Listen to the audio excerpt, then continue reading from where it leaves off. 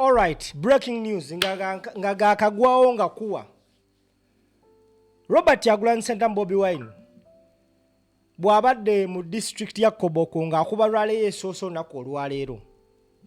Akoze ekintu abamu ku ffe abasinga kye tubadde tutasuubira. Olwaleero concert ya King Saha. Naye tubadde tetunafunayo either a post oba a video endorsement from Bobi Wine ng'akunga abantu okugenda mu show ya Saha, era abasinga ba propagandist babadde batandise okutambuza. Kyagulanyi ayimiridde ku stage e Koboko n'akolera Saha endorsement video ekyasinze mu zonna. Era gwe ssebo oba nnyaba ndaba abaana olumaze owulira omukulembeze ng'alangiriridde ababadde ekyaddondo beekubisizzaamu emirundi 5. Yeno drop kansooke nkulage drop y'omukulembeze ate nkutwale enkulage ekiri ekyaddondo ku show ya Saha right now. Tambuza video eno etuuke ku buli omu. Young brother Monopoly performing here. I was reminded of another brother back in Kampala called King Saha.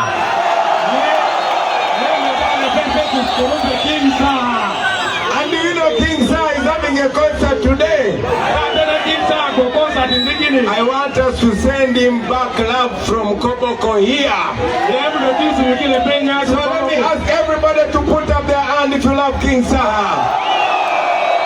Let us shout to the camera, where the camera face the audience and say, King Saha!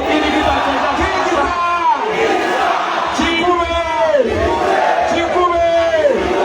Baduli Koboko! Baduli Koboko! Now, kikirize kigane tewali muyimbi nkiddamu tewali muyimbi mu Uganda Bobi Wine gwe yali akoledde endorsement video nga eyo. Oliyinza okugamba lwaki agikoze ali ku show yanikoledde nga ke yakoledde Mickey Wine. Now, Bobi Wine akubidde King Saha ebinyonyi 2 n'ejjinja limu. Amukubidde video nga tali mu Kampala. Video essaawa zino esinga otambula esinzo olabibwa ensi yonna yonna. Ekyokubiri, promota yenna omugezi ng'ali mu Koboko n'otegeka extra ya King Saha Koboko, ogenda ba teweetaaga drive, teweetaaga advert za radio, already omukulembeze akikoledde. Ono gwe bayita trend setter, omusajja creating opportunities wotazisuubira. Kati promote omugezi essaawa zate okubanga yogedde ne King Saha week ejja oli free tuwagala extra e Koboko because tulaba nti King Saha alina obuwagizi bw'amaanyi e Koboko. Ono ye president atava mu bantu be. And of course King Saha deserves such an endorsement video from the president.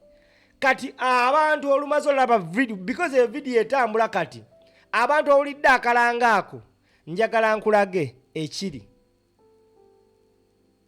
Njagala nkulage ekiri ekololo ekiri erugogo ku show ya King Saha ekiri wabweru line zijjudde.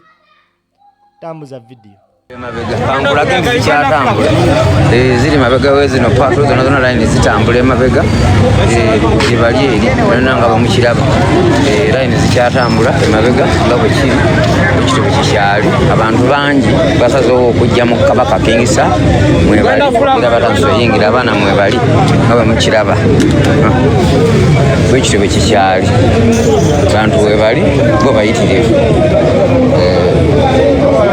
bagenda kuyingira tuzamu ate munagamba kyembalabi tebaliyo Simon Sikuta Onta amoza nondika amakulu kumusajja agenda tukola ate story nalipanda ku derewezi bakaka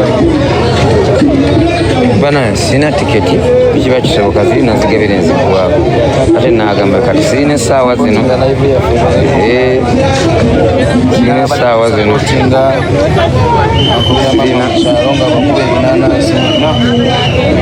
essaawa zino All right, now gwatulaba, that is the audience eri wabweru wa cricket over erugogo.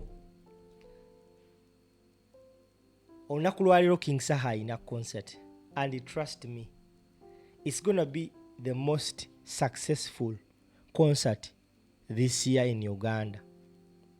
Guno mulundi gwa kubiri ng'ateekawo concert, era wiki ya kubiri ng'abayimbi abali affiliated to the National Unity Platform baholdinga concerts.